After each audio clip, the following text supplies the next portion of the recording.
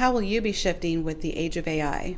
Okay, so I wish I was born in a time without social media, and here's why. Recently, I saw a video, and I'm going to post it here, of a millennial saying that nothing feels authentic anymore. And quite honestly, not everyone is going to accept AI, and I'm talking about the millennials and Generation Z. For Gen X, we've gone through a technology shift. We went through the internet and social media shift, and a lot of us have not and still do not feel comfortable in front of the camera and doing social media like you see the millennials and Gen Z doing that are comfortable with that. But now your technology stuff being younger, millennial, Gen Z, and Gen Alpha, you guys are going to have to grow up with AI. So I'm going to explain to you how I shifted as Generation X and how you can evolve in the age of AI. Yes, so that video that I'm going to show you here. Okay, so I wish I was born in a time without social media, and here's why. So I feel like as humans, we're not meant to be eternally connected to people forever, if that sort of makes sense.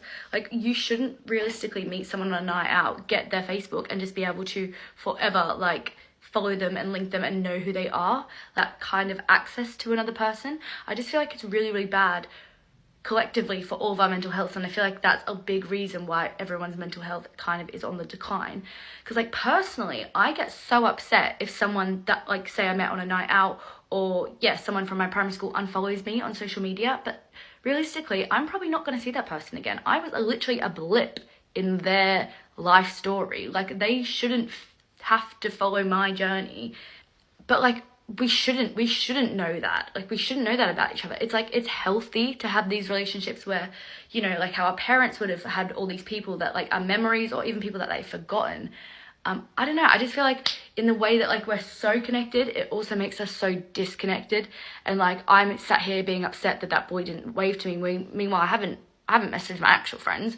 I'm not talking to my actual, you know, like, I'm not, I don't know. And then, if you want to look even deeper into it, stuff like Tinder, Hinge, like, we just have all these tiny little connections. And it's like, if, a relationship that you have with someone, like a friendship, whatever, ends, you can just go and find a new one. It's like that constant cycle of just being able to replace people because we're so connected. But that makes us more disconnected. It's 8:30 in the morning. I just wish I could, even if I could just trial living in a world without social media. I mean, there's so many good things about it, but I don't know. I just feel like I do wish sometimes it would just all go away. And in the words of Puddle of Mud Blurry, everything's so blurry and everyone's so fake and everybody's so empty and everything is so messed up. He's talking about a relationship. However, if after watching that video of her speaking of the human connection, social media has changed everything. As a Gen X, our connections were totally different. We had telephone conversations, we talked to people in person. And so when we got the internet and started doing social media, our first social network was MySpace, and then Facebook and YouTube came on the scene right around 2005, 2006. And even though most of us, maybe half of us, did not have computers yet, some people still had video recorders and they would record themselves. And then YouTube started getting popular around 2006. So that's when you saw reality shows like Keeping Up with the Kardashians. So a lot of people were still watching television in my generation, Generation X, back in the early 2000s. We were watching reality shows like MTV. They had like Cribs, and then they had where everyone would live in a house together and they would talk to cameras and have cameras everywhere all day, and it would be a reality show. Keeping Up with the Kardashians started back in 2006.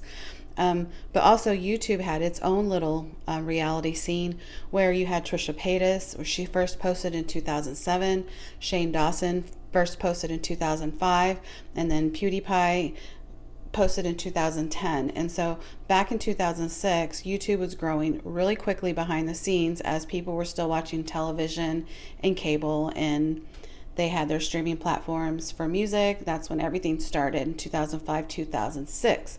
I'm going to explain to you why not everyone is going to accept AI. Obviously, you're going to have to if you work with it, or if you have to learn. You're going to have to accept it one way or another eventually, because it's going to be on social media. There's going to be movies, and a lot of companies are going to be automated. So Even though you may not accept AI, I would recommend, and this is only my opinion, to do AI classes. Start learning about AI, whether you're watching YouTube videos that have knowledgeable people in AI, and watch at least an hour a day of AI, and maybe test AI tools and work with them, like HeyGen, ChatGPT. Work with those every day for at least an hour and get yourself knowledgeable in AI. I know I posted recently that I'm going to take a class, which I am, and now I have 2 classes in the pipe, maybe even 3. I need to take classes. I want to learn AI.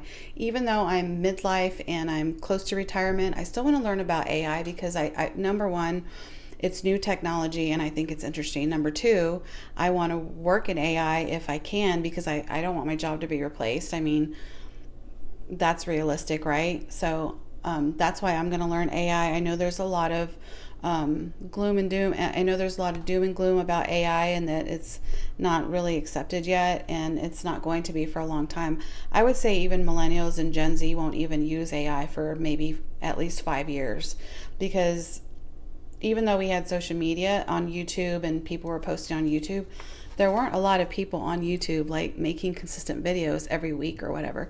Trisha Paytas did post on YouTube quite often and grew over time, but she was putting herself out there for the world, and that was still very taboo back in those days. Like, oh my gosh, you're putting your business and your personal business online? Like, that's so weird. Like, but people like couldn't look away. So that's kind of how it just became very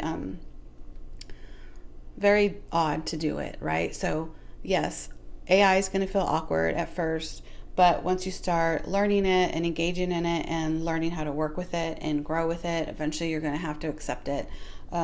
Unfortunately, it's going to change a lot. There's going to be revolutions around it, and there's going to be hopefully regulations around it. But I wanted to put this video out there because we don't want to lose our human connection. So anything that you can do to keep the human connection, I think it's very important to start doing that now, whether it's you're posting content and about your life or about history or any kind of documentary type ideas that you may want to share here on social media. I would recommend you do that. And the moral of the story is that not everyone will accept AI, but will you? Thank you for stopping by this Belly Nexus journey. I'm so glad you came, and I hope you have a good rest of your day. And remember, keep the human connection on social media. Talk to you later. Bye-bye.